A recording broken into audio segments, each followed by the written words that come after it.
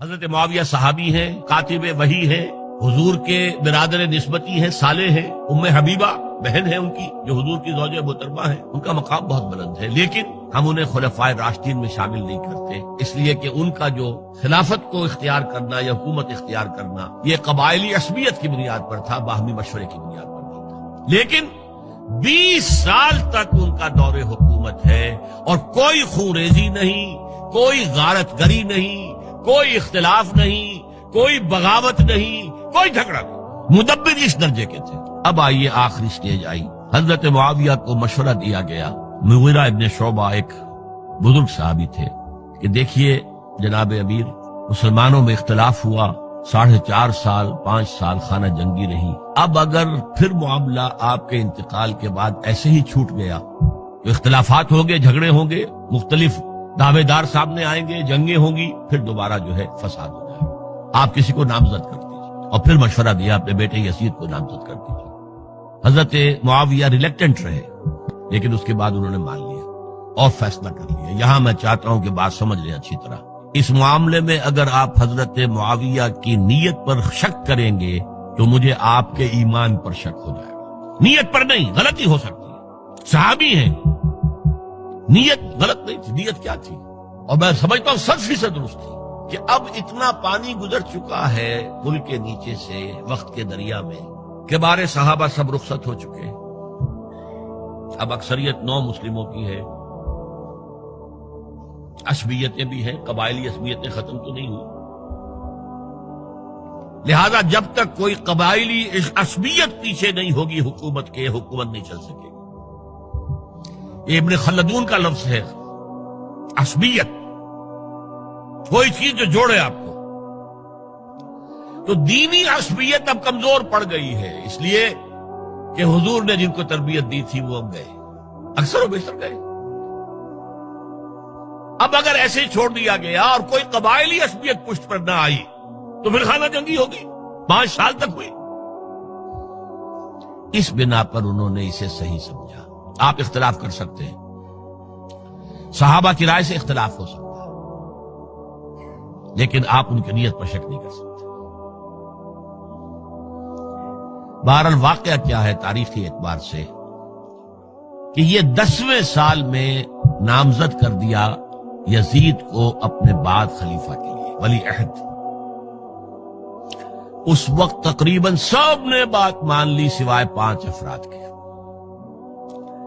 وہ 5 افراد بہت اہم تھے، بہت اہم۔ ابو بکر اہم ترین آدمی تھے، ان کے بیٹے عبد الرحمن ابن ابو بکر۔ عمر نمبر 2 تھے، عبداللہ ابن عمر۔ زبیر عبداللہ ابن زبیر۔ عباس عبداللہ ابن عباس،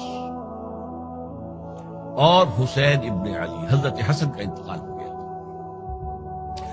اہل تشیع کا کہنا یہ کہ زہر دیا گیا، واللہ اعلم، میں کچھ نہیں کہہ سکتا، میں کوئی تاریخ کا محقق اس معنی میں نہیں، میں موٹی موٹی باتیں جانتا ہوں۔ بہرحال انتقال ہو گیا تھا، 5 آدمیوں نے نہیں مانا، لیکن دیکھیے یہ تھی تدبر کی بات حضرت امیر معاویہ کی، کوئی دباؤ نہیں ڈالا، کوئی جبر نہیں کیا، کوئی کسی کو نقصان نہیں پہنچایا کہ نہیں مان رہے تو یہ کر دیں، نہیں۔ دیکھیں گے جب وقت آئے گا، جب وقت آیا حضرت معاویہ کے انتقال کے بعد، اب ایک صاحب جا چکے تھے، حضرت عبد الرحمن ابن ابی بکر فوت ہو چکے، اب 4 رہ گئے، 3 عبادلہ، عبداللہ ابن عمر، عبداللہ ابن عباس، عبداللہ ابن زبیر، ایک حسین ابن علی رضی اللہ تعالی عنہم اجمعین۔ جب بیعت ہو گئی یزید کی تو اب ان کے درمیان اختلاف ہوا۔ یہ بات اچھی طرح سمجھ لیجئے، تاریخی حقائق، موٹے حقائق کو چھوڑ کر باریکیوں میں جب پڑھتے ہیں تو معاملہ غلط ہو جاتا ہے، موٹے حقائق کو سمجھیے۔ جیسے کہتے ہیں میکرو اکنامکس اور مائکرو اکنامکس، میکرو ہسٹری جو ہے، 2 ایک طرف ہو گئے، 2 ایک طرف ہو گئے۔ عبداللہ ابن عباس کی رائے ہوئی کہ اگرچہ یہ غلط کام ہوا ہے، یہ قیصر و کسریٰ کی سنت پر عمل ہو رہا ہے، لیکن یہ ایسی بڑی بات نہیں ہے کہ خونریزی شروع کر دی جائے اور امن و امان ختم ہو جائے۔ یہی بات عبداللہ ابن عمر کی ہو گئی، یہ دو تو یکجا ہو گئے. مصلحت کہہ لیں جو بھی سمجھے، لیکن نیت پر حملہ نہیں کر سکیں گے آپ. دیانتاً انہوں نے یہ سمجھا کہ اب جب کہ ہو گیا معاملہ تو ٹھیک ہے. حرام مطلق تو کہیں نہیں لکھا ہوا قرآن کے اندر کہ بیٹا نہیں ہو سکتا، کہیں نہیں لکھا ہوا. بہرحال ان دو کی رائے یہ ہوئی کہ اگرچہ کام غلط ہے لیکن اتنا غلط نہیں ہے کہ اس کو چیلنج کیا جائے اور اس سے جو ہے خانہ جنگی شروع ہو جائے اور فساد شروع ہو جائے. دو کی رائے یہ ہوئی کہ نہیں، we have to challenge it come what may. Abdullah ابن زبیر، حسین ابن علی رضی اللہ تعالی عنہما یا عنہم، تو یہ دو علیحدہ. ان دو میں اب اختلاف ہوا. عبداللہ ابن زبیر کی رائے یہ تھی کہ یہی مقیم رہو مکے میں، حجاز میں، مکے اور مدینے میں، یہاں سے ریزسٹنس موومنٹ ہم شروع کریں گے، کیونکہ یزید کی خلافت تو دمشق میں تھی، بہت دور. حضرت حسین کو خطوط آ رہے تھے کوفے سے.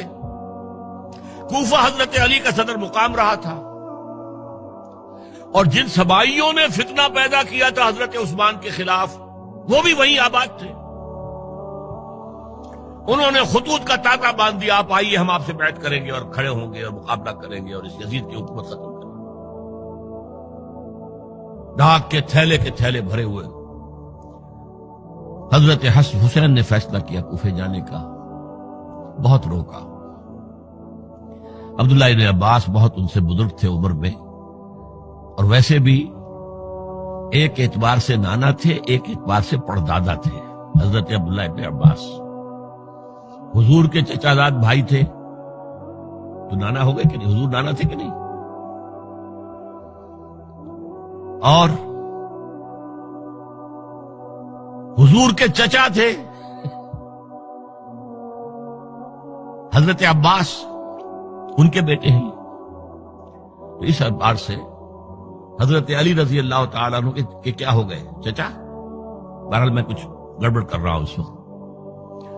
وہ دوڑتے جا رہے تھے کہ حسین خدا کے لیے مت جاؤ، خدا کے لیے مت جاؤ، یہ کوفی تمہارا ساتھ نہیں دیں گے.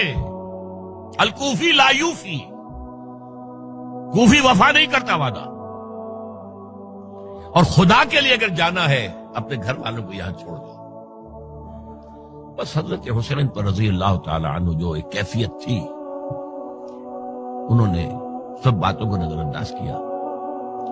وہاں ہزاروں لوگوں نے مسلم بن عقیل جو حضرت حسین کے نمائندے کی حیثیت سے پہلے گئے تھے، ان کے ہاتھوں پر بیعت کیا. وہ خطوط آ رہے تو اور بھی بات پختہ ہو گئی.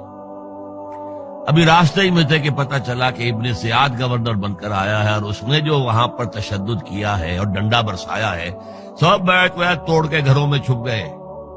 اور مسلم بن عقیل جو ہیں وہ بے یار و مددگار شہید بھی کر دیے گئے.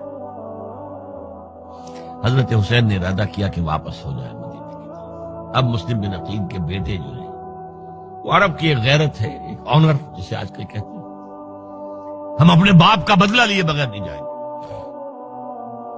اور حضرت حسین کی شرافت اور مروت، یہ لوگ میرے ساتھ آئے تھے، میرا ساتھ دے رہے تھے، اب میں ان کا ساتھ کیسے چھوڑوں.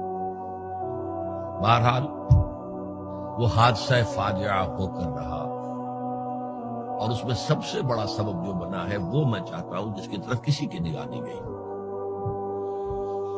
افسوس یہ ہے کہ میرا اس پر جو کتاب چاہے سانحہ کربلا وہ آؤٹ آف پرنٹ تھا. کوشش تھی کہ آج یہاں وہ پیش کیا جاتا، مختصر ترین، لیکن آپ دیکھیں گے کہ کلیئر ہو جاتی ہے ہسٹری. دو کتابچے ہیں. شہید مظلوم، میرے نزدیک مظلوم ترین شہید حضرت عثمان رضی اللہ تعالی، اور سانحہ کربلا، بہت بڑا سانحہ، اس میں کوئی شک نہیں. حضرت حسین کا صبر اور مثابرت اور استقلال اور شجاعت، یہ مثالی ہے تاریخ کے اندر. اپنے سامنے جو ہے اپنے ایک ایک کر کے چراغ گل ہو رہے ہیں. خاندان سارا ختم ہو رہا ہے، شیرخوار بچے شہید ہو رہے ہیں.